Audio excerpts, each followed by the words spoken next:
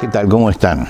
Abrimos hoy nuestra Biblia en el Salmo 130, que es el Salmo que nos corresponde hoy. El Salmo 130 dice en el primer versículo: de lo profundo, Jehová, a ti clamo. Señor, oye mi voz, estén atentos tus oídos a la voz de mi súplica. Varias veces en los salmos se habla de situaciones de angustia. Este es uno de ellos que va a hablar de ese problema. Por ejemplo, en el Salmo 40 dice David: y me hizo sacar del pozo de la desesperación, del lodo cenagoso. Allí hay un caso de angustia. En el Salmo 69 dice: sálvame, oh Dios, porque las aguas me han entrado hasta el alma. En el Salmo 88 dice: me has puesto en un hoyo profundo. Es decir, en todos esos casos, él está hablando de una situación de angustia. Ahora, cuando nosotros nos encontramos con una situación de angustia, lo que tenemos que preguntarnos es: ¿qué es lo que produjo esa angustia? ¿La persecución? David, cuando se encontraba perseguido, escribe salmos angustiado. Depresión espiritual, como Elías, por ejemplo, que tenía una depresión espiritual, o nostalgia de estar lejos, como los exiliados. Este salmo, sin embargo, es muy claro en el versículo 3 y nos aclara. Dice: si mirares a los pecados, ¿quién, oh Señor, podría mantenerse? Quiere decir que el tema de este salmo es el pecado. Y tenemos relacionados con ese tema, con el tema del arrepentimiento, tenemos 7 salmos en el libro, 7 salmos que se dedican exclusivamente a eso. Los salmos 6, 32, 38, 51, 102, 130 y 143. Esos salmos son los que se llaman salmos penitenciales. ¿Por qué penitenciales? Porque muestran la conciencia de pecado. Y este salmo, el 130, justamente muestra esa conciencia de pecado. El tema del pecado es un problema indeseable, pero que aparece en la vida del cristiano. Y el apóstol Juan, en su primera carta, dice: si decimos que no tenemos pecado, nos engañamos a nosotros mismos y la verdad no está en nosotros. Dice además que hacemos a Dios mentiroso. Ahora, no solamente fuimos pecadores, sino que somos pecadores. El mandato es: hijitos míos, no pequéis. Pero si alguno hubiere pecado, lo que quiere decir que aparece allí el pecado como un resbalón en la vida, como una equivocación, no como una práctica constante. Dice: si alguno hubiese pecado, abogado tenemos para con el Padre, a Jesucristo el justo.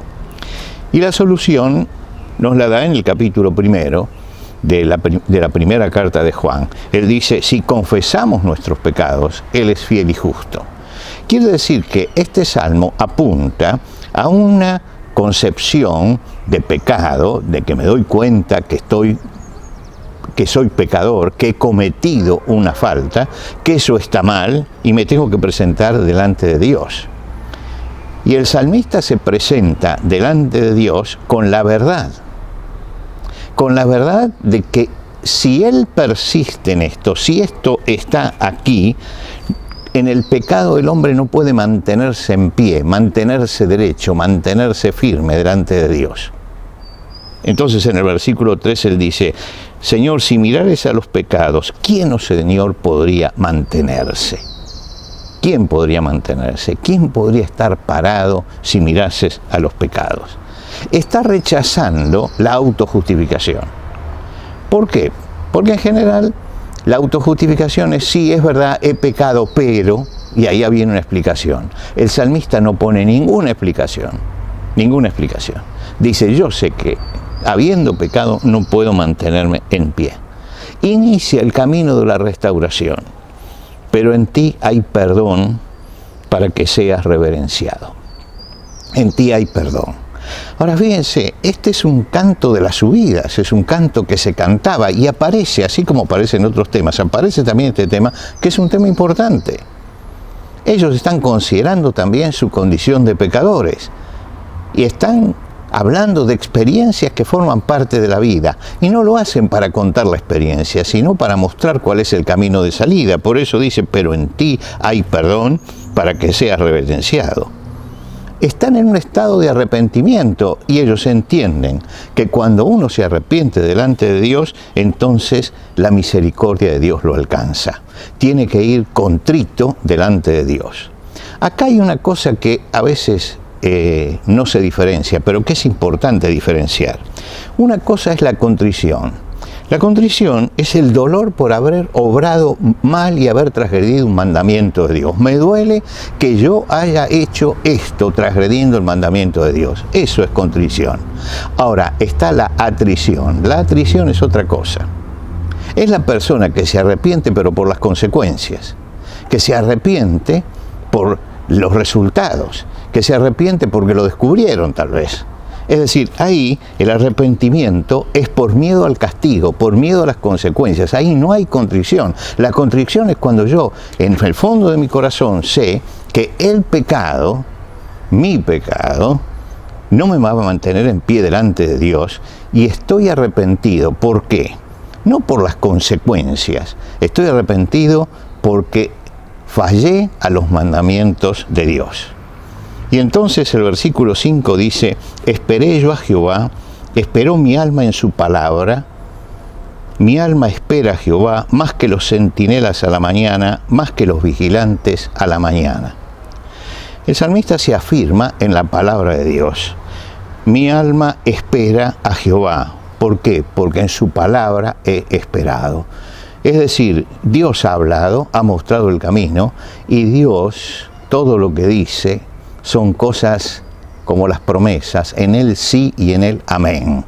Dios dice algo y yo digo amén, porque Dios lo va a cumplir seguramente. Y entonces con esa seguridad es que se canta esta canción, mi alma espera a Jehová.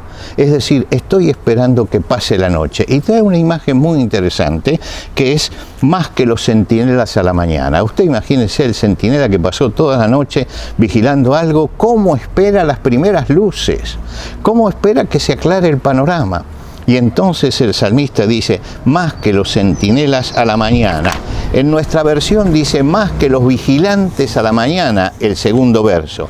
Pero si usted lo lee en el original hebreo, es así, más que los centinelas a la mañana, que los centinelas a la mañana. Es como si repitiera eso, como si dijera, esta es la metáfora, la figura perfecta de lo que sucede. Sucede que yo espero el perdón de Dios como el centinela espera que claree el día. Y yo sé que va a clarear.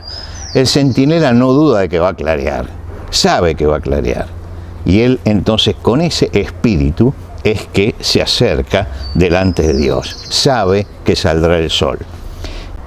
El versículo 7 dice, espere Israel a Jehová, porque en Jehová hay misericordia y abundante redención con él.